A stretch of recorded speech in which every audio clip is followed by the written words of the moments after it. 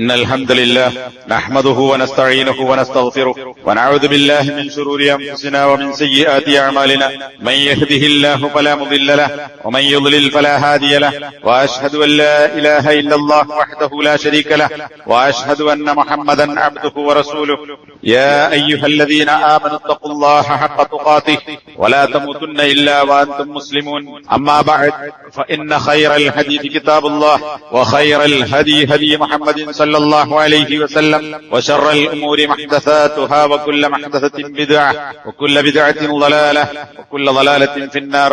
സഹോദരന്മാരെ, സത്യവിശ്വാസികൾ, പരിശുദ്ധ റമളാനിന്റെ അവസാന 10ലേക്ക് പ്രവേശിച്ചു. റമളാൻ നമ്മോട് വിട പറയാൻ നിൽക്കുന്ന സന്ദർഭമാണ്. സത്യവിശ്വാസികളെ സംബന്ധിച്ചിടത്തോളം അള്ളാഹു നൽകിയിട്ടുള്ള വലിയ ഒരു നിയമത്തിലൂടെയാണ് നമ്മൾ കടന്നു പോകുന്നത്. റമളാൻ മാസവും അതിലെ നോമ്പും ഖുർആനുമായുള്ള ബന്ധവും അതുപോലെ രാത്രി നമസ്കാരം, ഇങ്ങനെയുള്ള ഒരുപാട് കാര്യങ്ങൾ കൂടിച്ചേർന്ന സത്യവിശ്വാസികളുടെ ഒരു സുവർണാവസരമാണ്. ഇങ്ങനെ ഒരു റമളാനിൽ ജീവിക്കാൻ അവസരം ലഭിച്ചു എന്നത് നമ്മൾ വലിയൊരു നിയമത്തായി കാണേണ്ടുന്ന കാര്യമാണ്. കാരണം എല്ലാവർക്കും അതിന് സാധിച്ചു കൊള്ളണമെന്നില്ല. ആയുസ്സുള്ളവർക്ക് തന്നെ അത് കൃത്യമായി ഉപയോഗപ്പെടുത്താൻ തൗഫീഖുണ്ടാകണമെന്നില്ല. ആ നിലക്ക് അല്ലാഹു സുബ്ഹാനഹു വ തആല നമുക്ക് ആരോഗ്യവും ആയുസ്സും ആരോഗ്യവും നൽകുകയും മുസ്ലിങ്ങളായി ജീവിക്കുവാനും തൗഹീദോടുകൂടി നിലനിൽക്കുവാനുമുള്ള തൗഫീഖ് അല്ലാഹു നമുക്ക് നൽകിയിട്ടുണ്ടെങ്കിൽ അതിനുള്ള നന്ദി അത്ര കണ്ട് നമ്മൾ അല്ലാഹുവിനോട് കാണിക്കേണ്ടതുണ്ട്. അല്ലാഹുവിനുള്ള നന്ദി, ശുക്ർ എന്ന് പറയുന്നത് അവന്റെ കൽപ്പനകൾ പാലിച്ചുകൊണ്ട് അവനെ അനുസരിച്ചുകൊണ്ട് വിലക്കുകൾ ഒഴിവാക്കി മുത്തഖിയായി ജീവിക്കുക എന്നതാണ്. അതിന് നമ്മൾ തയ്യാറാകുവാനും നമ്മെ തയ്യാറാക്കുവാനുമുള്ള അവസരമായിട്ടാണ് അല്ലാഹു സുബ്ഹാനഹു വ തആല എല്ലാ വർഷവും ഇങ്ങനെ ഒരു മാസം നമുക്ക് നൽകിയിട്ടുള്ളത്. ഇത് കൃത്യമായി നമ്മൾ ഉപയോഗപ്പെടുത്തിയോ ഇല്ലേ എന്ന ഒരു പരിശോധനയാണ് ഈ ഒരു സന്ദർഭത്തിൽ സാധാരണയായി എല്ലാ റമളാനിന്റെ അവസാനത്തെ വെള്ളിയാഴ്ചകളിൽ കേൾക്കുന്നത് പോലെ വീണ്ടും ഉണർത്താനുള്ളത്. ഖുർആനിലും ഹദീസിലുള്ള കാര്യങ്ങൾ ഇതുമായി ബന്ധപ്പെട്ട് ഉണർത്തിക്കൊണ്ടേയിരിക്കുക. മറന്നുപോയവനെ ഓർമ്മപ്പെടുത്തുവാൻ, ശ്രദ്ധയില്ലാത്തവന് ശ്രദ്ധയുണ്ടാകുവാൻ, ഗൗരവത്തിലെടുക്കാത്തവന് ഗൗരവബോധമുണ്ടാകുവാൻ ഏതെങ്കിലും ഒരാൾക്ക് ഇതുകൊണ്ട് ഒരു ഉണർവ് ലഭിച്ചുവെങ്കിൽ വലിയൊരു അനുഗ്രഹമാണ്, ഒരു നേട്ടമാണ്. അതുകൊണ്ട് നമ്മൾ ഓരോരുത്തരും ആലോചിക്കേണ്ട നമ്മൾ എത്ര കണ്ട് ഈ റമളാനിനെ ഉപയോഗപ്പെടുത്തിയിട്ടുണ്ട് എന്നതാണ്. ഓരോ കാര്യങ്ങൾ എണ്ണി എണ്ണി പറയുകയോ ചോദിക്കുകയോ ചെയ്യേണ്ടുന്ന ആവശ്യമില്ല. ഈ അവസാന 10 ലൈലത്തുൽ ഖദർ എന്ന് പറയുന്നത് അതിന്റെ പ്രത്യേകത നമുക്കറിയാം. ആ അവസാനത്തെ 10 ഏതാനും രാവുകൾ കഴിഞ്ഞുപോയി. എന്നാൽ നബി സല്ലല്ലാഹു അലൈഹി വസല്ലം നമ്മോട് റമളാനിന്റെ അവസാനത്തെ 10 ലൈലത്തുൽ ഖദറിനെ അന്വേഷിക്കുവാൻ, തഹറൗ, നിങ്ങൾ അതിനെ തേടുക. അന്വേഷിക്കുക എന്ന് പറഞ്ഞാൽ ലൈലത്തുൽ ഖദർ ഉണ്ട് എന്ന് മനസ്സിലാക്കലല്ല, മറിച്ച് അതിനെ ഉദ്ദേശിക്കുകയും ഖസ്ദ്, ലക്ഷ്യം വെക്കുകയും എന്നിട്ട് അൽ ഇജ്തിഹാദു ഫീ തലബിഹി, അത് തേടുന്ന കാര്യത്തിൽ പരിശ്രമിക്കുകയും ചെയ്യുക എന്നതാണ് തഹരി എന്ന വാക്കിന് പണ്ഡിതന്മാർ നൽകിയിട്ടുള്ള വിശദീകരണം. അപ്പൊ ലൈലത്തുൽ ഖദർ ഈ അവസാനത്തെ 10 ഉണ്ട് നമുക്കറിയാം. അതിനെ അന്വേഷിക്കാൻ വേണ്ടി നബി സല്ലല്ലാഹു അലൈഹി വസല്ലം പറഞ്ഞിട്ടുണ്ട്. ആ അന്വേഷണം എന്ന ലക്ഷ്യം, ഉദ്ദേശം നമ്മുടെ മനസ്സിലുണ്ടാവുകയും, ലൈലത്തുൽ ഖദർ എന്ന് പറയുന്നത് പകലല്ല, രാത്രിയാണ്. അപ്പൊ രാത്രിയിൽ പ്രത്യേകമായി അത് ലഭിക്കാൻ വേണ്ട ശ്രമങ്ങളിൽ ഇജ്തിഹാദ്, കഴിവിന്റെ പരമാവധിയുള്ള ശ്രമം നടത്താൻ നമുക്ക് സാധിക്കണം. അതുകൊണ്ട് തന്നെ നബി സല്ലല്ലാഹു അലൈഹി വസല്ലമയെ കുറിച്ച് ആയിഷ റളിയല്ലാഹു അൻഹ പറയുന്ന ഹദീസ് നമുക്ക് കാണാം. യജ്തഹിദു ഫിൽ അശ്രിൽ അവാഖിരി മാ ലാ യജ്തഹിദു ഫി ഗൈരിഹി. റമളാനിന്റെ തന്നെ ആദ്യ 2 10കളിൽ ശ്രമിക്കാത്ത ഇജ്തിഹാദ്, ജുഹദ് എന്ന് പറഞ്ഞാൽ അങ്ങേയറ്റത്തെ ശ്രമം എന്നാണ്. അപ്പൊ അങ്ങേയറ്റത്തെ പരിശ്രമം നബി സല്ലല്ലാഹു അലൈഹി വസല്ലം ഈ അവസാനത്തെ 10 നടത്താറുണ്ടായിരുന്നു എന്നതാണ്. ഈ 10 നിങ്ങൾ അതിനെ അന്വേഷിക്കുക. എന്നാൽ 10ന്റെ ഏതാനും ദിവസങ്ങൾ നഷ്ടപ്പെട്ടു പോയ ആളുകളെ സംബന്ധിച്ച് ഇപ്പോ നമ്മൾ എത്തി നിൽക്കുന്നത് പോലെ ഏതാനും രാവുകൾ കഴിഞ്ഞുപോയി. ഇനി ഏതാനും രാവുകൾ ബാക്കിയുണ്ട്. ഇമാം മുസ്ലിം ഉദ്ധരിച്ച ഹദീസ് കാണാം, ഇൽതമിസുഹാ ഫിൽ അശ്രിൽ അവാഖിർ, നിങ്ങൾ റമളാനിന്റെ അവസാനത്തെ 10 ലൈലത്തുൽ ഖദറിനെ പ്രതീക്ഷിക്കുക. ഫഇൻ ളഅഫ അഹദുകും ഔ അജസ, എന്നാൽ നിങ്ങളിൽ ആരെങ്കിലും ദുർബലരാവുകയോ അല്ലെങ്കിൽ അജസ, അശക്തരാവുകയോ ചെയ്താൽ, കഴിഞ്ഞ ദിവസങ്ങളിൽ ലൈലത്തുൽ ഖദർ തേടിപ്പിടിക്കാൻ നമുക്ക് സാധിച്ചില്ല, ശാരീരികമോ മാനസികവുമായ ദൗർബല്യമോ കഴിവുകേടോ ഉണ്ടായി എങ്കിൽ നബി സല്ലല്ലാഹു അലൈഹി വസല്ലമ ബാക്കിയുള്ള ദിവസത്തെക്കുറിച്ച്, അതായത് മറ്റു ചില ഹദീസുകളിൽ കാണാം, റമളാനിന്റെ അവസാനത്തെ 7 ദിവസങ്ങളിൽ നിങ്ങൾ പ്രത്യേകം ലൈലത്തുൽ ഖദറിനെ അന്വേഷിക്കണം. 3 അതിലധികമോ ദിവസങ്ങൾ പിന്നിട്ടു. അപ്പൊ ഇനി വരുന്ന ബാക്കി എന്ന് പറയുന്നത് അവസാനത്തെ 7ൽപ്പെട്ട ദിവസങ്ങളാണ്. ഇനി ഇതൊക്കെ ഓർമ്മയുണ്ടായിട്ട് നഷ്ടപ്പെട്ടു പോയവരാണെങ്കിൽ നബി പറയുന്നു, ഫലാ യുഗ്ലബന്ന അല സബ്ഇ അൽ ബവാഖി, ഏതാനും ദിവസങ്ങളിൽ നിങ്ങൾക്ക് നഷ്ടപ്പെട്ടു പോയി, ദുർബലരായി, സാധിച്ചില്ല എങ്കിൽ ഇനി ശേഷം വരുന്ന അൽ ബവാഖി, ബാക്കി വരുന്ന 7 ദിവസങ്ങളിൽ ആ ദിവസങ്ങളിൽ നിങ്ങൾ തോൽപ്പിക്കപ്പെടാതിരിക്കട്ടെ. അപ്പൊ പോയത് പോകട്ടെ, ഇനി വരുന്നത് ബാക്കി 7 ദിവസങ്ങളാണ്, അല്ലെങ്കിൽ അതിന്റെ ഉള്ളിലുള്ള ഭാഗങ്ങളാണ്. ആ ദിവസങ്ങളിൽ യുഗ്ലബന്ന അലൽ ബവാഖി, ബാക്കി വരുന്ന ദിവസങ്ങളുടെ മേൽ നിങ്ങളിൽ ഒരാളും തോൽപ്പിക്കപ്പെടാതിരിക്കട്ടെ എന്ന് പറഞ്ഞാൽ അത് നിങ്ങൾക്ക് നഷ്ടപ്പെട്ടു പോകാതിരിക്കട്ടെ. ഇത് ഇമാം മുസ്ലിം റിവായത്ത് ചെയ്ത ഹദീസാണ്. അപ്പോ ഏതാനും ദിവസം കഴിഞ്ഞുപോയി, വിഷമിക്കേണ്ടതില്ല. ഇനിയുള്ള ദിവസങ്ങളാ, അത് നഷ്ടപ്പെടാതെ ശ്രമിക്കുവാനുള്ള ഉപദേശവും നബി സല്ലല്ലാഹു അലൈഹി വസല്ലം നടത്തിയിട്ടുണ്ട് എന്നത് ഈ വൈകിയ അവസരത്തിൽ ഇനിയും ശ്രമിക്കാനുള്ള നബി സല്ലല്ലാഹു അലൈഹി വസല്ലമയുടെ പ്രേരണയാണ് എന്ന കാര്യം നമ്മൾ മനസ്സിലാക്കേണ്ടതുണ്ട്. ഇബ്നു റജബ് അൽ ഹംബലി അദ്ദേഹത്തിന്റെ പ്രസിദ്ധമായ ലതായിഫുൽ മആരിഫ് എന്ന് പറയുന്ന ഗ്രന്ഥത്തിൽ ഒരു വാചകം കാണാം, യാ മൻ ലാ ഉംറുഹു ഫീ ലാ ശൈഇൻ, ഒന്നുമില്ലാത്ത കാര്യത്തിൽ, ഒന്നുമല്ലാത്തതിൽ ആയുസ് നഷ്ടപ്പെട്ടു പോയ മനുഷ്യ, എന്നാൽ ഒരു ഗുണവും കിട്ടാത്ത കാര്യത്തിൽ, വാക്കുകൊണ്ടോ പ്രവൃത്തി കൊണ്ടോ ഒരു ഖൈറും കിട്ടാത്ത കാര്യത്തിൽ ആയുസ് നഷ്ടപ്പെട്ടു പോയ വല്ലവരുമുണ്ടോ? ആ ആളുകളോട് അദ്ദേഹം പറയാൻ, ഇസ്തദ്രിക് മാ ഫാതക്, നിനക്ക് നഷ്ടപ്പെട്ടു പോയതിനെ നീ തിരിച്ചു പിടിക്കുക. ഫീ ലൈലത്തുൽ ഖദർ, ലൈലത്തുൽ ഖദറിന്റെ രാത്രിയിൽ, ഫഇന്നഹാ തുഹ്സബു ബിൽ ഉമർ, ലൈലത്തുൽ ഖദർ എന്ന് പറയുന്നത് ആയുസിനോട് കണക്കാക്കപ്പെടുന്ന ദിവസമാകും. ഇത് നമ്മൾ കേൾക്കുന്നതാണ്. ലൈലത്തുൽ ഖദരി ഖൈറും മിൻ അൽഫി ശഹർ, ലൈലത്തുൽ ഖദർ എന്നത് 1000 മാസത്തേക്കാൾ ഉത്തമമാകുന്നു. അപ്പോ 1000 മാസം എന്ന് പറയുന്നത് 83.33 വർഷം, 83 വർഷം ജീവിക്കുന്ന ആളുകൾ കുറവാണ്, അപൂർവം ചില ആളുകളാണ്. നബി സല്ലല്ലാഹു അലൈഹി വസല്ലം പറഞ്ഞ മുസ്ലിം ഉമ്മത്തിന്റെ ആയുസ് എന്ന് പറയുന്നത് 60നും 70നും ഇടക്കാൻ, 60ന്റെയും 70ന്റെയും ഇടയിൽ എന്ന് പറഞ്ഞാൽ ഒരു 65 വയസ്സ്. എന്നാൽ അതിനേക്കാൾ ഒരു 18 കൊല്ലം കൂടി അപ്പുറത്തേക്ക് 83 വർഷവും പിന്നെ ഒരു വർഷത്തിന്റെ 1/3 ഭാഗവും, അത്രയും കാലം ജീവിക്കുന്നതിനേക്കാൾ ഉത്തമമാകുന്നു ഒരു ലൈലത്തുൽ ഖദർ എന്ന് പറയുന്നത്. ഈ ആയത്തും ഹദീസും വെച്ചുകൊണ്ടാണ് ഹാഫിദ് ഇബ്നു റജബ് പറയുന്നത്, നിങ്ങളുടെ ജീവിതം മുഴുവൻ നഷ്ടപ്പെട്ടു പോയി എന്ന് വിചാരിക്കുക. എന്നാൽ ഒരു റമളാനിലെ ആ ലൈലത്തുൽ ഖദറിനെ തേടിപ്പിടിക്കാൻ ആ 10 ദിവസങ്ങളിൽ ശ്രമിക്കുക.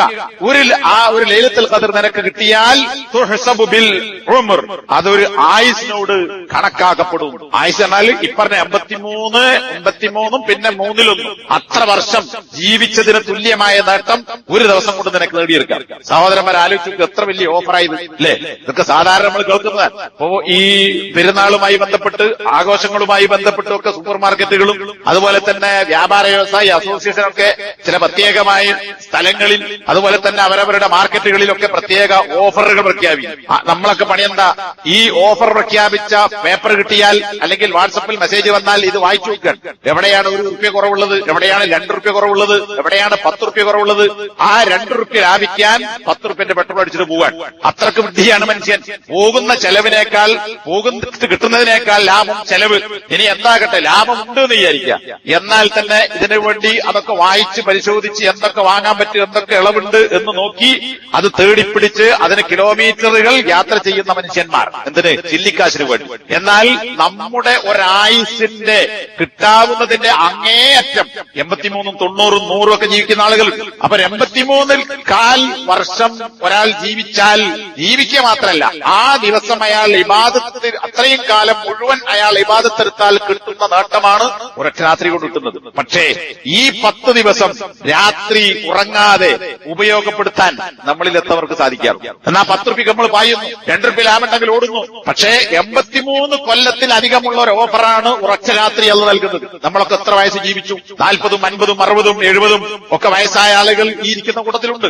ഈ കാലത്തിനിടക്ക് ഒരു ലൈലത്തുൽ ഖദർ എനിക്ക് കിട്ടണം എന്ന് വിചാരിച്ചു ഒരു രാത്രി ഉറക്കമൊഴിഞ്ഞ എത്ര ആളുകൾ നമ്മുടെ കൂട്ടത്തിലുണ്ടാവും? ഒരു രാത്രി.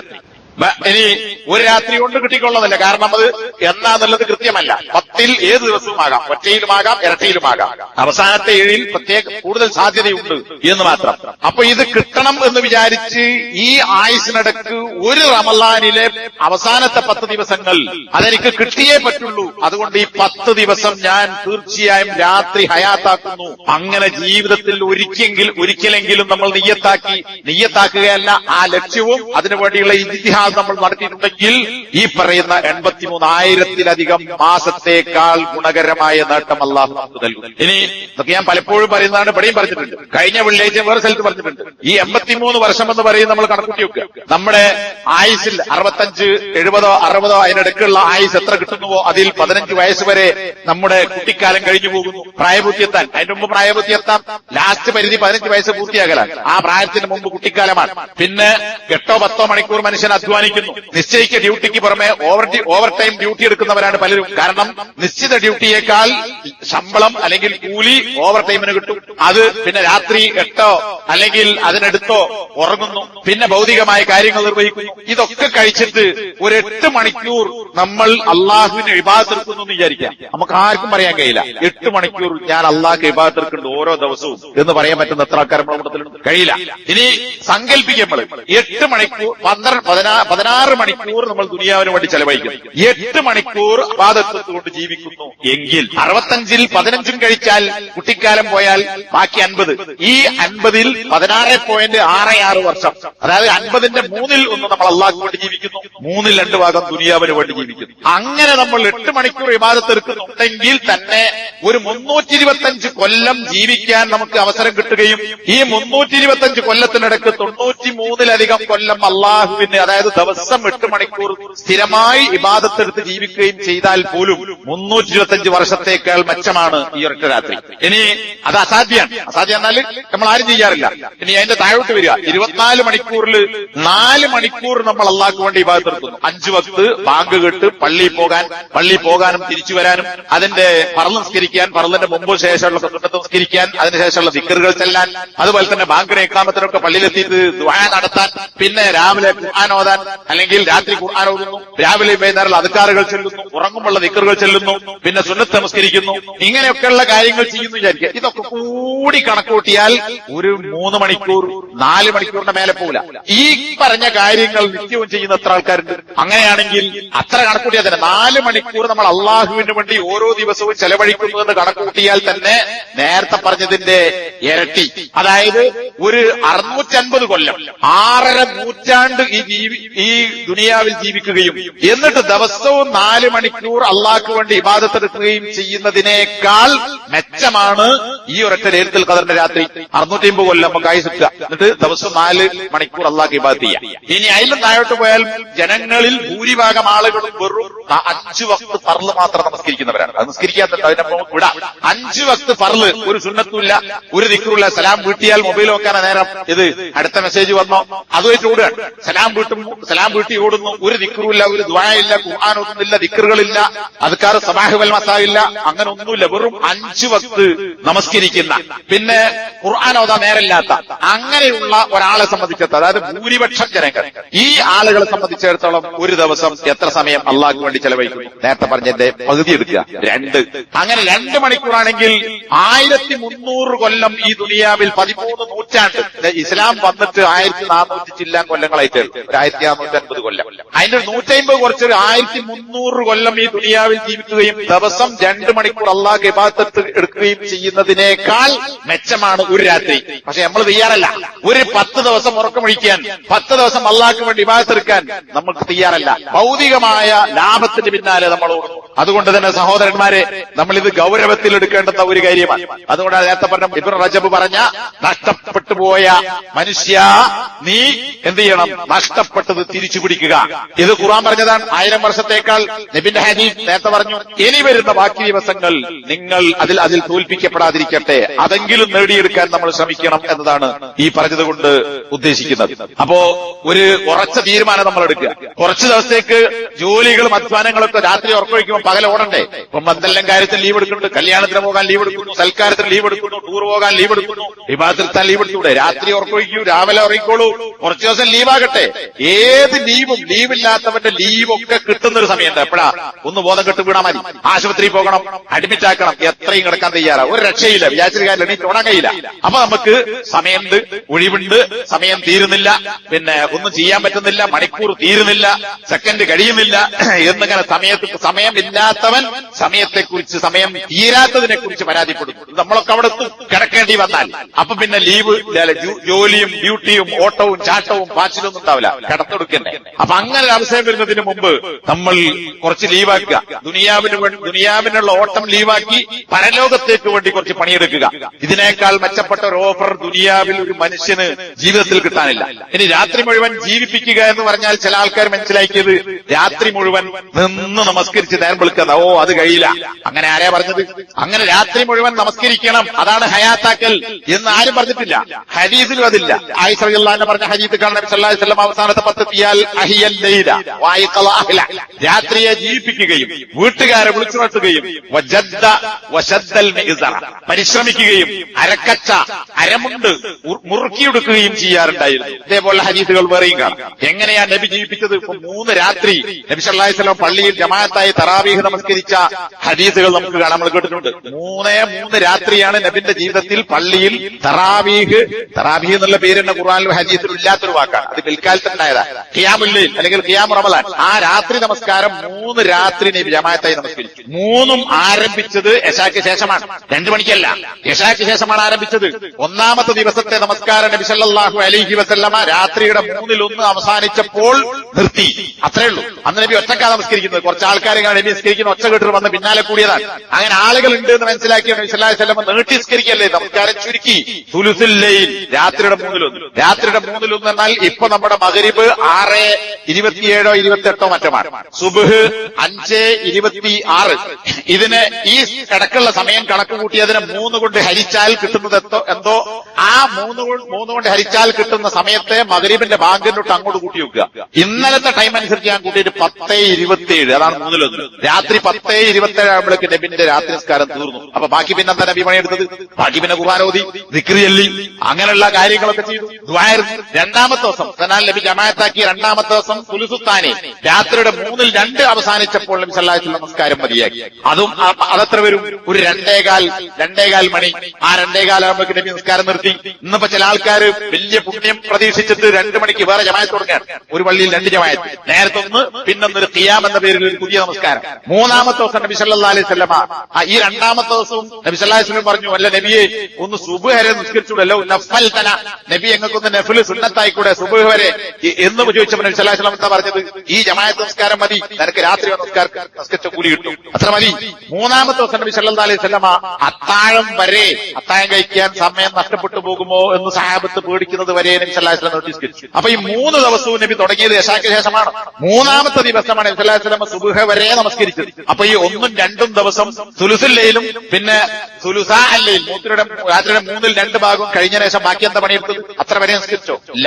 3-ാം ദിവസം ഈ 3 ദിവസം അല്ലാത്ത ബാക്കി ദിവസം നബി പുരേ നിസ്കരിച്ചതാണ്. അപ്പൊ അവിടെ നിസ്കരിച്ചിട്ടുണ്ട്, നബി ഖുർആൻ ഓതിയിട്ടുണ്ട്, ദിക്ർ ചൊല്ലിയിട്ടുണ്ട്, ഇതൊക്കെ ചെയ്തിട്ടുണ്ട്. അപ്പൊ ഇതെല്ലാം കൂടി എന്തൊക്കെ ഇബാദത്തുകളുണ്ടോ ആ ഇബാദത്തുകളൊക്കെ അവനവനവൻ കഴിയുന്ന രീതിയിൽ ചെയ്യുക.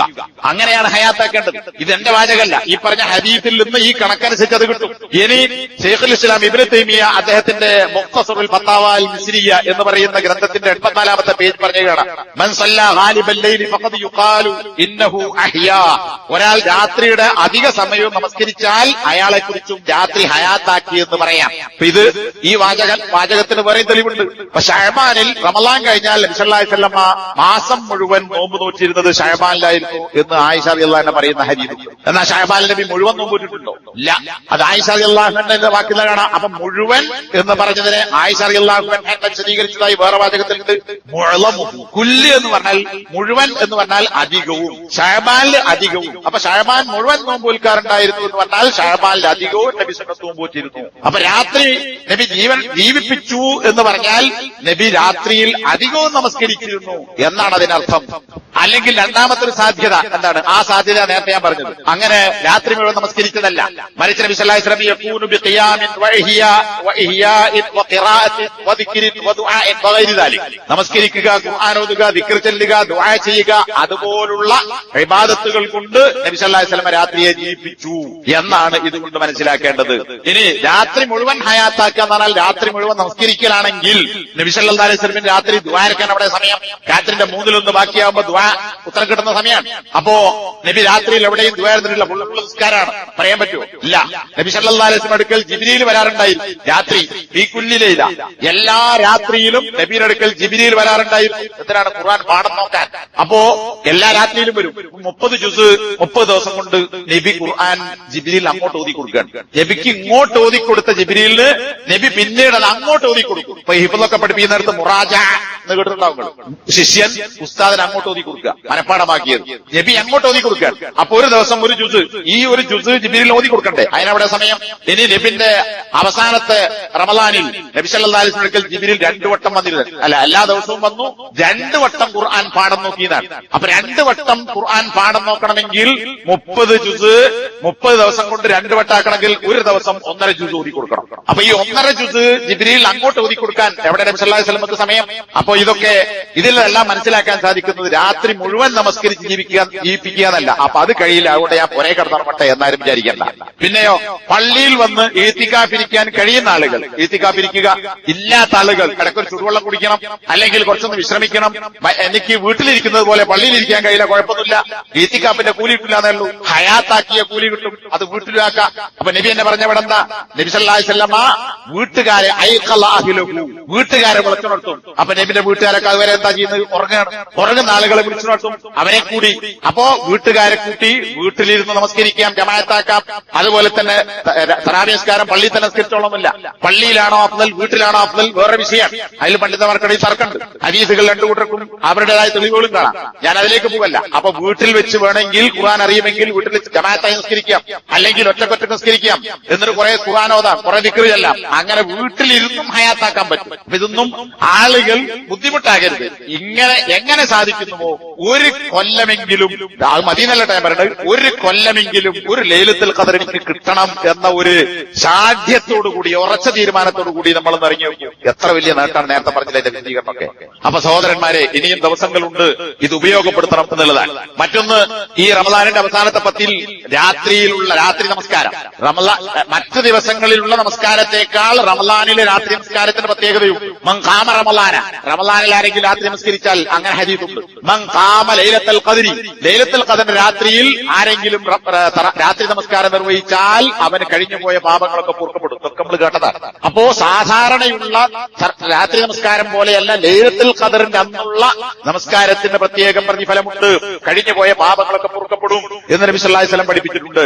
അതും നമ്മൾ നേടാൻ ശ്രമിക്കേണ്ടതുണ്ട്. അതുപോലെ തന്നെ ഔദാര്യം, സദഖകൾ കൊടുക്കുക, ഔദാര്യം ചെയ്യുക, ഔദാര്യം കാണിക്കുക, ഇതൊക്കെ നബി സല്ലല്ലാഹു അലൈഹി വസല്ലം ചെയ്തതാണ്. നേരത്തെ പറഞ്ഞ നബിയുടെ അടുക്കൽ ജിബ്രീൽ വരാറുണ്ടായിരുന്നു.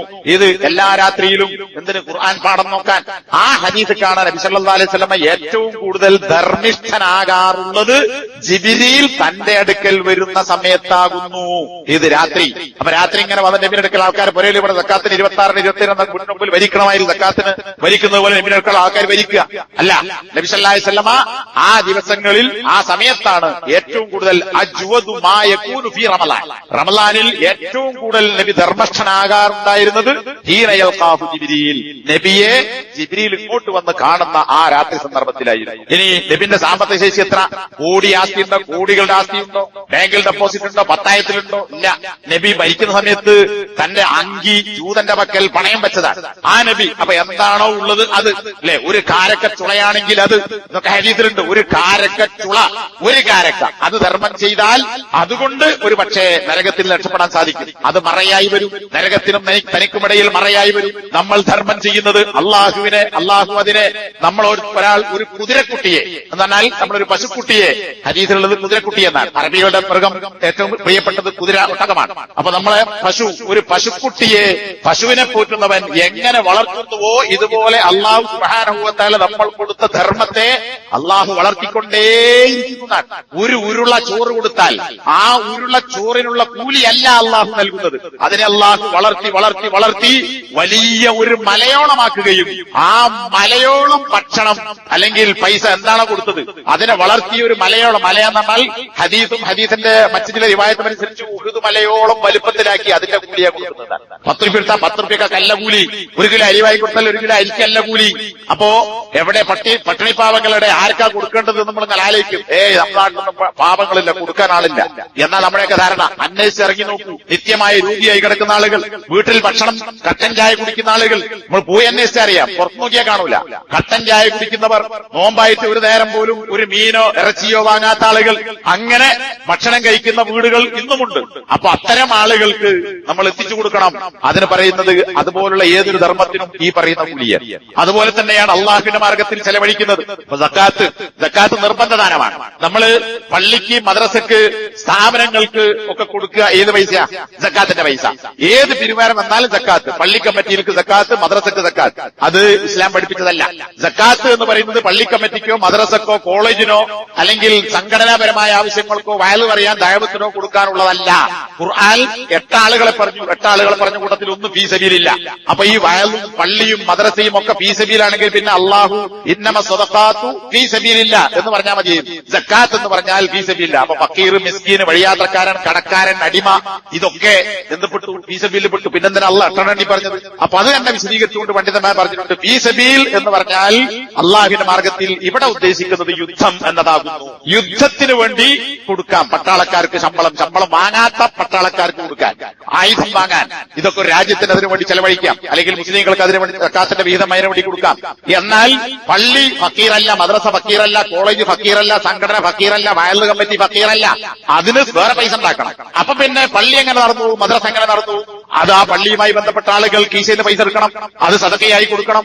ഇത് വലിയൊരു വിഷയമാണ്. ഞാനീ പറഞ്ഞതിന് ആൾക്കാർക്ക് ദഹിക്കാത്തതുണ്ടാവും, തെറ്റിദ്ധാരണ ഉണ്ടാവും. പക്ഷേ സമയം കൂടുതൽ പറയാൻ സമയമില്ലാത്തതുകൊണ്ടാണ്. ഇത്തരം കാര്യങ്ങൾക്ക് നമ്മൾ നമ്മുടെ പൈസ എടുക്കണം. അപ്പോ മഹല്ലുമായി ബന്ധപ്പെടുന്ന ആളുകൾ പൈസ കൊടുത്തിട്ടാണ് പള്ളി നിലനിൽക്കാൻ, അതിന്റെ ചെലവുകളൊക്കെ കഴിഞ്ഞു പോകാൻ. അപ്പൊ പ്രത്യേകിച്ച് വരുമാനമില്ലാത്ത പള്ളികൾ, അതുകൊണ്ടാണ് എല്ലാ മാസത്തിലൊക്കെ പിരിവെടുക്കും. മാപ്പ് നൽകുക, അള്ളാഹുവിനോട് മാപ്പിനെ തേടുക എന്നാണ്. ലൈലത്തുൽ ഖദർ എന്നാണ് എന്ന് ചോദിച്ചപ്പോ അന്ന് നിനക്ക് അറിയാമെങ്കിൽ നീ മനസ്സിലാക്കിയാൽ അല്ലാഹുമ്മ ഇന്നക അഫുവ്വുൻ തുഹിബ്ബുൽ അഫ്വ ഫഅഫു അന്നി എന്ന് പ്രാർത്ഥിക്കാൻ വേണ്ടി നബി സല്ലല്ലാഹു അലൈഹി വസല്ലം ആയിഷ റളിയല്ലാഹു അൻഹ പഠിപ്പിച്ചു കൊടുത്തിട്ടുണ്ട്. അപ്പൊ ആയിഷ റളിയല്ലാഹു മാത്രം പഠിപ്പിച്ചിട്ട് ഒരു പ്രാർത്ഥനയല്ല. അപ്പൊ വിത്റിൽ റമളാനിൽ മാത്രമായിട്ട് ഒരു വിത്ർ കുനൂത്തില്ല, അല്ല എപ്പോഴെങ്കിലും കുനൂത്താകാം. അതിന് ചില ഹദീസുകളുണ്ട്. അപ്പൊ ചില ആൾക്കാർ പറയും അത് ഹസൻ റളിയല്ലാഹു അൻഹു പഠിപ്പിച്ച ഹദീസല്ലേ, എല്ലാവർക്കും പഠിപ്പിച്ചതല്ല, അതുകൊണ്ട് വിത്റിലെ കുനൂത്ത് എല്ലാവർക്കും ഇല്ല. അങ്ങനെ വിശ്വസിക്കുന്ന ആളുകളുണ്ടെങ്കിൽ ഈ പ്രാർത്ഥനയും ചെല്ലണ്ട. കാരണം എന്താ?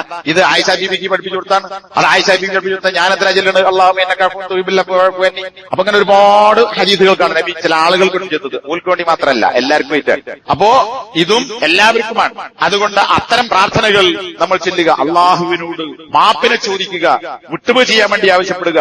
സൂറത്തുൽ നൂറില് അബൂ സിദ്ദീഖ് ഹദീസിൽ വ്യഭിചാര ആരോപണവുമായി ബന്ധപ്പെട്ട സംഭവം നമ്മളൊക്കെ കേട്ടിട്ടുണ്ടാവും. ആയിഷ അള്ളാഹിനെ കുറിച്ച് വ്യഭിചാരം ആരോപിച്ചു.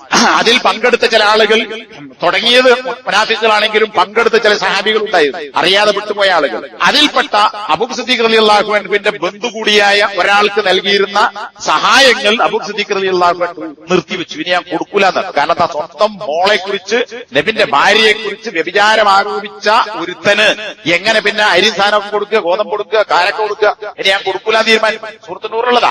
അപ്പൊ അള്ളാഹു തിരുത്തി, വൽയഅഫു വൽയസ്ഫഹു. നോക്കണം, നമ്മളെ മോളെ കുറിച്ച് നുണ പറഞ്ഞുണ്ടാക്കിയ ഒരുത്തന്നെ നമ്മൾ എന്താ കൊടുക്കുക? കയ്യോണ്ടാ കൊടുക്കുക, കീസിലാക്കി സഞ്ചിയിലാക്കിയിട്ടല്ല കൊടുക്കുക. പക്ഷേ ഇവിടെ അബൂ സിദ്ദീഖ് തല്ലാൻ പോയില്ല, കൊടുക്കും, 4 മില്യൺ കൊടുക്കൂല. അള്ള പറയാൻ വൽയഅഫു വൽയസ്ഫഹു, നിങ്ങൾ മാപ്പാക്കുക, വിട്ടുപോയി ചെയ്യുക. ഏത്? സ്വന്തം മോളെ കുറിച്ച് വ്യഭിചാരം ആരോപിച്ച ആളോട് മാപ്പാക്കാനാ പറയുന്നത്. അലാ തുഹിബ്ബൂന യഗ്ഫിറല്ലാഹു ലക്കും, അള്ളാഹു നിങ്ങൾക്ക് പുറത്തു തരുന്നത് നിങ്ങൾ ഇഷ്ടപ്പെടുന്നില്ലേ? അത് അബൂ സിദ്ദീഖിന്റെ മനസ്സ് തറച്ചു.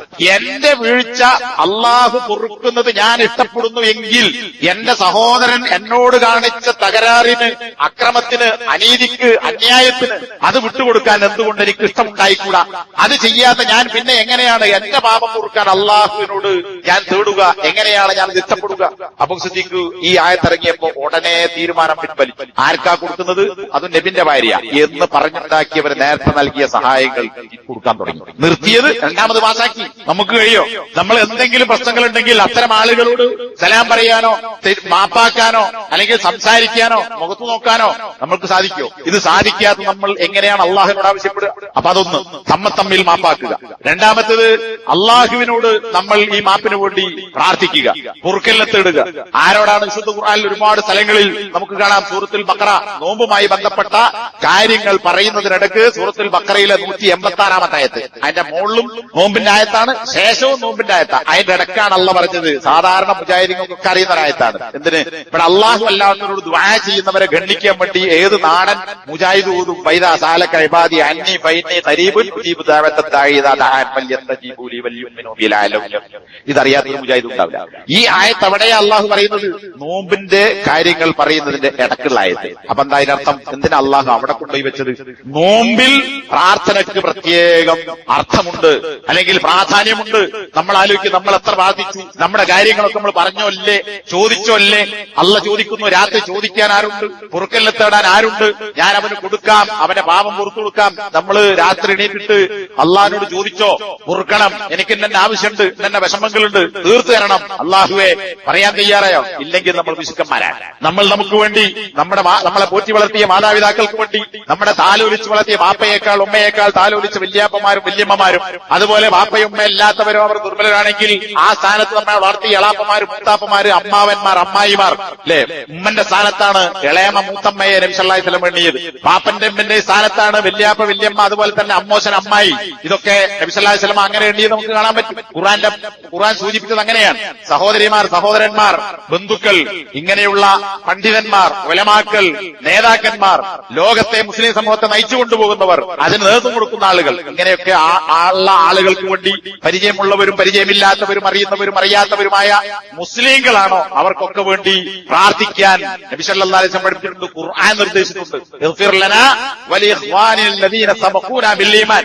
ഇന്നുള്ളവർ മാത്രമല്ല, പണ്ട് മരിച്ചുപോയ, ആദ്യ നബി ഇങ്ങോട്ട് മരിച്ചുപോയ എല്ലാ സത്യവിശ്വാസികൾക്കും അള്ളാഹുവെ പുറത്തു കൊടുക്കണേ. നമ്മൾ പ്രാർത്ഥിച്ചോ?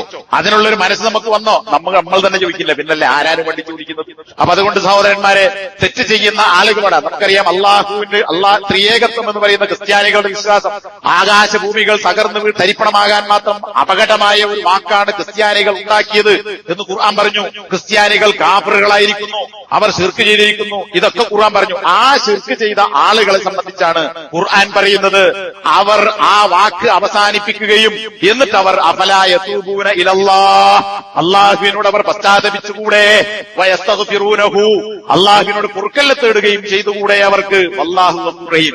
ആരോട്? മുജാഹിദീങ്ങളോടല്ല, സലഫിയ എന്ന് പറയുന്നോടല്ല, ഞാനൊരു തെറ്റും ചെയ്തിട്ടില്ല എന്ന് പറയുന്നോടല്ല. അള്ളാഹുവിന് ഏറ്റവും വെറുപ്പുള്ള, അള്ളാഹു എന്ന് പറയുന്നത് പിതാവ്, പുത്രൻ, പരിശുദ്ധാത്മാവ് എന്ന് പറയുന്ന ഒന്നേ കൂട്ടണം സമം ഒന്ന് എന്ന് പറയുന്ന ക്രിസ്ത്യാനിയുടെ വികല ദൈവവാദം, അവന്റെ തൗഹീദ്, അത് ആ കടുത്ത തെറ്റ് ചെയ്തവനോട് അള്ളാഹ് ചോദിക്കുന്നത് അഫലാ യതൂബൂന ഇലല്ലാഹ്. ഈസാ നബി അള്ളാഹിന്റെ പുത്രനും ദൈവത്തിന്റെ ഭാഗവുമാണെന്ന് പറയുന്ന ക്രിസ്ത്യാനികൾക്ക് അള്ളാഹുവിലേക്ക് തൗബ ചെയ്തുകൂടെ? അവനോട് പൊറുക്കലിനെ തേടിക്കൂടെ? വല്ലാഹു ഗഫൂർ റഹീം. അല്ലയോ ക്രിസ്ത്യാനി, അള്ളാഹു പൊറുക്കുന്നവനും കാരുണ്യവാനുമാകുന്നു. ജൂത ക്രിസ്ത്യാനിയെ വിളിച്ച് ഇങ്ങനെ അള്ളാഹു പറയുന്നുവെങ്കിൽ, അള്ളാഹുവിൽ വിശ്വസിക്കുന്ന നമ്മൾ, അള്ളാഹുവിനെ മാത്രം ആരാധിക്കണമെന്ന് വിശ്വസിക്കുന്ന നമ്മൾ, എന്തുകൊണ്ട് നമ്മൾ അള്ളാഹുവിനോട് പൊറുക്കലിനെ തേടുന്നില്ല? എന്തുകൊണ്ട് പ്രാർത്ഥിക്കുന്നില്ല? അപ്പൊ സഹോദരന്മാരെ, ഇതിനൊക്കെയുള്ള അവസരമാകുന്നു ഇത്. സൂറത്തുൽ മുഅ്മിനൂൻ നമ്മൾ പലപ്പോഴും ഓതുകയും കേൾക്കുകയും ചെയ്യുന്ന ഒരു സൂറത്താണ്. അതിലെ 109 ആയത്തിലാണ് അള്ളാഹ് പറയാൻ, ഇന്നഹു കാന ഫരീഖും മിൻ ഇബാദി യഖൂലൂൻ, എന്റെ അടിമ, ഒരു അടിമ എന്നല്ല, എന്റെ അടിമകൾ, ഇബാദി, എന്റെ അടിമകളുടെ കൂട്ടത്തിൽ ഒരു വിഭാഗം ആളുകളുണ്ട്. ആരാണ് എന്റെ അടിമകൾ? യഖൂലൂന, അവർ പറഞ്ഞുകൊണ്ടിരിക്കുന്നു, റബ്ബനാ ആമന്നാ ഫഗ്ഫിർ ലനാ, ഞങ്ങളുടെ റബ്ബേ, ഞങ്ങളിതാ വിശ്വസിച്ചിരിക്കുന്നു. വിശ്വസിക്കുന്ന വെറും തൊള്ളോട് പറയലല്ല, തൊള്ളോട് പറയുകയും അതനുസരിച്ച് പ്രവർത്തിക്കുകയും ചെയ്യുക. ഈമാനും അമലും രണ്ടും കൂടി ചേർന്ന വിശ്വാസം, അതാണ് യഥാർത്ഥ വിശ്വാസം. ഞങ്ങൾ വിശ്വസിച്ചിരിക്കുന്നു, ഞങ്ങൾ വിശ്വാസികളാണ്, അതുകൊണ്ട് റബ്ബേ ഞങ്ങൾക്ക് നീ പുറത്തു തരണമേ, ഞങ്ങളോട് നീ കരുണ കാണിക്കണമേ. വാന്ത ഖൈറുർ റഹീമീൻ, കരുണ കാണിക്കുന്നവരിൽ നീ ഏറ്റവും ഉത്തമനല്ലോ എന്ന് പറയുന്ന എന്റെ അടിമകളിൽ ഒരു കൂട്ടം ആളുകൾ. അപ്പൊ നമ്മൾ ആ കൂട്ടത്തിൽപ്പെട്ടോ? അള്ളാന്റെ അടിമകൾ, മനുഷ്യന്മാരൊക്കെ അള്ളാന്റെ അടിമകളാണ്. പക്ഷെ എല്ലാ അടിമകളും അങ്ങനെ ദുആ ചെയ്യൂല. പാവം പൊറുക്കാൻ വേണ്ടി അള്ളാഹു അല്ലാത്ത മരിച്ചവരോട് ദുആ ചെയ്യുന്ന ആളുകളുണ്ട്. പക്ഷെ എന്റെ അടിമകളിൽ ഫരീഖുൻ, ഒരു വിഭാഗം, ഒരു ടീം, ആ ടീം എന്ത് ചെയ്യുന്നു? ഇങ്ങനെ പ്രാർത്ഥിച്ചുകൊണ്ടിരിക്കുന്നു. സംശയമുള്ള ആൾക്കാർ, സംശയം നൽകുന്ന അറിയാത്ത ആൾക്കാരുണ്ടെങ്കിൽ സൂറത്തുൽ മുഅ്മിനൂൻ 109 ആയത്ത് നോക്കുക. ഇനി ആ ആയത്തിന്റെ ആ സൂറത്തിന്റെ അവസാനം 118 ആയത്ത്, അവിടെ നബിനോട് അള്ളാഹ് കൽപ്പിക്കാൻ. നബി ആരാ? കഴിഞ്ഞു പോയതും വരാനിരിക്കുന്നതുമായ പാപങ്ങളൊക്കെ പൊറുത്തപ്പെട്ട നബിനോട് അള്ളാന്റെ കൽപ്പന, ഖുർ റബ്ബിഗ്ഫിർ, നബിയെ പറയണം, നബിന്റെ പാപമൊക്കെ പൊറുക്കപ്പെട്ടതാണ്. ആ നബിനോട് അള്ളാഹ് കൽപ്പിക്കാൻ, ഖുൽ, മുഹമ്മദേ പറയുക. എന്താ പറയേണ്ടത്? റബ്ബിഗ്ഫിർ, എന്റെ റബ്ബേ എനിക്ക് നീ പൊറുത്തു തരണമേ, വർഹം, എന്നോട് നീ കരുണ കാണിക്കണമേ, വഅന്ത ഖൈറുർ റഹീമീൻ, മുകളിൽ പറഞ്ഞ അതേ കാര്യം. അപ്പൊ സത്യവിശ്വാസികളിൽ അങ്ങനെ ഒരു വിഭാഗമുണ്ട് എന്ന് അള്ളാഹു ഉണർത്തി. നമ്മൾ അങ്ങനെയാകണം. നബിനോടുള്ള കൽപ്പന, പാപം പൊറുക്കപ്പെട്ട നബിയോട് അള്ളാഹ് പറയാൻ, ഇഗ്ഫിർ വർഹം, എന്റെ പാപം പൊറുക്കണമേ, എന്നോട് കരുണ കാണിക്കണമേ, നീ കരുണ ചെയ്യുന്നവരിൽ ഏറ്റവും ഉത്തമനാണല്ലോ എന്ന് പറയാൻ നബിയോട് അള്ളാഹു കൽപ്പിച്ചുവെങ്കിൽ നമ്മൾ എത്രത്തോളം പറയേണ്ടതുണ്ട് ആലോചിച്ചു നോക്കുക. അതുകൊണ്ട് സഹോദരന്മാരെ, ഇങ്ങനെ റമദാനിന്റെ എല്ലാവിധ ചൈതന്യങ്ങളും ഉൾക്കൊണ്ടുകൊണ്ട് ഇനി വരുന്ന ബാക്കിയുള്ള ദിവസങ്ങൾ നഷ്ടപ്പെടാതെ ഓരോ സെക്കൻഡുകളും ഉപയോഗപ്പെടുത്താൻ എനിക്കും നിങ്ങൾക്കും അള്ളാഹു തൗഫീഖ് നൽകി അനുഗ്രഹിക്കുമാറാകട്ടെ. അൽഹംദുലില്ലാഹി വസല്ലല്ലാഹു അലാ മുഹമ്മദ് അല്ലദീ ബല്ലഗ റിസാലത വഅദ്ദൽ അമാന. ഇനിയും ഒന്ന് രണ്ട് കാര്യങ്ങൾ സൂചിപ്പിച്ചു പോവുകയാണ്. സക്കാത്തുൽ ഫിത്ർ, നമ്മൾ ഫിത്ർ സക്കാത്ത് എന്ന് തലതിരിച്ച് പറയുന്ന സക്കാത്തുൽ ഫിത്ർ, നോമ്പ് മുറിക്കുമ്പോഴുള്ള സക്കാത്ത്. അത് നോമ്പിന്റെ ന്യൂനതകൾ പരിഹരിക്കപ്പെടാനും സാധുക്കൾക്ക് ഭക്ഷണമായിട്ട് വരും. അത് പ്രത്യേകം നിർത്തേണ്ടതില്ല. നമ്മളൊക്കെ കഴിക്കുന്ന സാധാരണ കഴിക്കുന്ന ഭക്ഷണം എന്താണോ നമ്മളെ സാധാരണ ഭക്ഷണം, അതിൽപ്പെട്ട വസ്തുക്കളാണ്. ഇപ്പം മുന്തിയരി വാങ്ങാൻ പോണ്ട, അങ്ങനെ തിന്നാൻ അത് കൊടുക്കുക. സാധാരണ 5 സ്റ്റാർ 7 സ്റ്റാർ പുന്നിയോ അല്ലെങ്കിൽ മറ്റേ കയമ കോല ഇതൊക്കെ അങ്ങനത്തെ കഴിക്കുന്നെങ്കിൽ അത് തന്നെ വാങ്ങി കൊടുക്കുക. അല്ലാത്തവൻ എന്താണോ സാധാരണ ഉള്ള ഭക്ഷണം, അവനവന്റെ ഭക്ഷണത്തിന്റെ ആ നിലവാരത്തിലുള്ളത് ഭക്ഷണ സാധനങ്ങൾ, അരിയാണെങ്കിൽ ചുരുങ്ങിയത് 2,300, അതിൽ കൂടുതൽ കൊടുത്താൽ കുഴപ്പമൊന്നുമില്ല. 2,100 ആണ്. അതിലേറെ പല കണക്കുകളും പരിശോധിച്ചാൽ സൂക്ഷ്മമായി മനസ്സിലാക്കാൻ പറ്റും. 2,100 അരി ഉണ്ടാകണം. അങ്ങനെ ഒരാൾക്ക് വെച്ച് നൽകുക. അതിന്റെ സമയം കാര്യമൊക്കെ നമുക്കറിയാം. മറ്റൊരു കാര്യം സൂചിപ്പിക്കാനുള്ളത് സക്കാത്താണ്. സക്കാത്തിന്റെ സമയം റമദാനല്ല. റമദാനിൽ സക്കാത്ത് കൊടുക്കാൻ നബി ഖുർആനോ നബിയോ കൽപ്പിച്ചിട്ടില്ല. റമദാനിൽ കൊടുക്കുന്നതിന് പ്രത്യേകിച്ച് പുണ്യവും ഒരു ഹദീസിലും പറഞ്ഞിട്ടില്ല. കാരണം അതതിന്റെ സമയത്തുമ്പോഴാണ് കൊടുക്കേണ്ടത്. റമദാനിലെത്തിയ റമദാൻ കൊടുക്കുക. ഇനി റമദാൻ കഴിഞ്ഞ പിറ്റേ എത്ര 2-ാം തീയതിയാണ് അന്ന് കൊടുത്താൽ മതി. റമദാനിൽ കൊടുക്കാൻ ഒരു പ്രത്യേകതയും ഒരു കൂലിയും ഒന്നും ഒരു ഹദീസും ആ വിഷയത്തിൽ നമുക്ക് കാണാൻ കഴിയില്ല. ഇപ്പോ സ്വർണത്തിന്റെ വില കൂടി, അതേപോലെ വെള്ളിക്കും കൂടി. അപ്പൊ സക്കാത്തുമായി ഒരൊറ്റ കാര്യം മാത്രം സൂചിപ്പിക്കുകയാണ്. സക്കാത്ത് ഒരു കഴിഞ്ഞ വർഷം 40 വർഷം 44, 46, 64 അങ്ങനൊക്കെ ഉണ്ടായിരുന്നത് ഇപ്പോ 1 ലക്ഷത്തിന്റെ മീതെ സ്വർണത്തിന്റെ വില എത്തിയിരിക്കും. ഇന്നലെയുള്ള സ്വർണത്തിന്റെ കണക്കൂട്ടിയാൽ പവൻ ഞാൻ നോക്കിയിട്ടില്ല, ഗ്രാം 14,870 രൂപ, അത്ര വിലയുണ്ട്. ഇത് 22 കാരറ്റ്. ഇതേപോലെ വെള്ളിക്കും കൂടിയിട്ടുണ്ട്. വെള്ളി ഒരു 40-75 മലൊക്കെ കിലോക്ക് നിന്നിരുന്നത് ഇപ്പൊ 2,90,000. ഇന്നലത്തെ വില ചോദിക്കുമ്പോൾ 1 കിലോ സ്വർണത്തിന് വെള്ളിയുടെ 595 ഗ്രാം വെള്ളിയുടെ പൈസ കയ്യിലുള്ള ആളുകളാണ് സക്കാത്ത് കൊടുക്കേണ്ടത് പണ്ഡിത ലോകത്തെ ഒരു നിലപാടനുസരിച്ച് വെള്ളി പരിഗണിക്കുകയാണെങ്കിൽ. അപ്പോ ഈ പറയുന്ന 595 ഗ്രാം വെള്ളിയുടെ വില എന്ന് പറയുന്നത് പിന്നെ 1,72,550 രൂപയാണ്.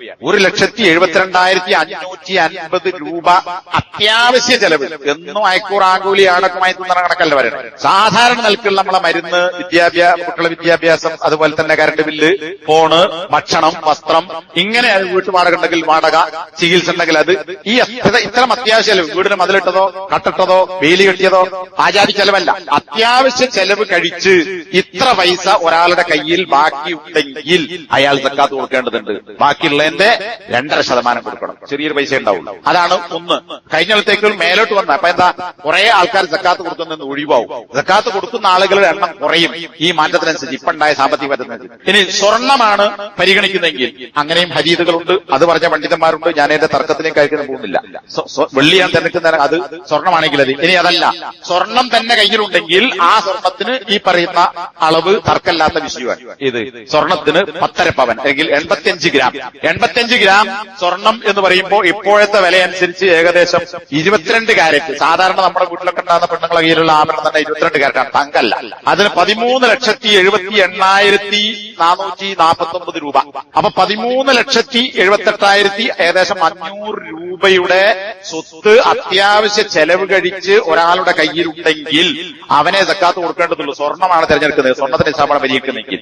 ഇനിയല്ല, വീട്ടിൽ സ്വർണ്ണമുണ്ട്, അത് ഉപയോഗിക്കുന്നതാകട്ടെ ഉപയോഗിക്കാത്തതാകട്ടെ ഏതായിരുന്നാലും ശരി, സ്വർണ്ണമാണോ എങ്കിൽ അതിന് സക്കാത്ത് കൊടുക്കണം എന്നതാണ് ഭൂരിപക്ഷ പണ്ഡിതന്മാരുടെ നിലപാട്. തെളിവും അതിനനുകൂലമാണ്. അപ്പോ വീട്ടിൽ ഈ സ്വർണ്ണമൊക്കെ മിക്ക പെണ്ണുങ്ങളെടുത്തുണ്ടാവും. അത്രയും സ്വർണ്ണം ഉണ്ടെങ്കിൽ ഇപ്പോ കുറച്ച് കീശ കീറും. കാരണം ഇതിന്റെ കഴിഞ്ഞ കൊടുത്തത് പോരാ, അതിന്റെ 2 ഇരട്ടിയിലധികം സക്കാത്ത് കൊടുക്കേണ്ടി വരും. കഴിഞ്ഞ ഇതിന്റെ പകുതി ഉണ്ടായാൽ കൊടുക്കേണ്ടിയിരുന്നു, അന്ന് അത്ര കൊടുത്താൽ മതിയായിരുന്നു. ഇപ്പൊ ഇതിന് വില കൂടി. പിന്നെ അപ്പോ കഴിഞ്ഞ കൊടുത്തതിന്റെ ഏകദേശം ഇരട്ടി സക്കാത്ത് കൊടുക്കേണ്ടി വരും. 13,78,500 2.5% എത്ര കണക്കൂട്ടി ഇതൊക്കെ മൊബൈലിൽ കിട്ടും, വേറെ ആരും വേണ്ട, ആർക്കും കണക്കൂട്ടാം. അങ്ങനെ അത്ര പൈസ സക്കാത്ത് കൊടുക്കാനുണ്ടാവും. ഇനി ഈ 22 കാരറ്റ് സ്വർണമാണ് എങ്കിൽ അതിനല്ല സക്കാത്ത് കൊടുക്കേണ്ടത്, തങ്കത്തിന് സക്കാത്ത് കൊടുക്കേണ്ടത്. അപ്പൊ അതെങ്ങനെ കണക്കാക്കും?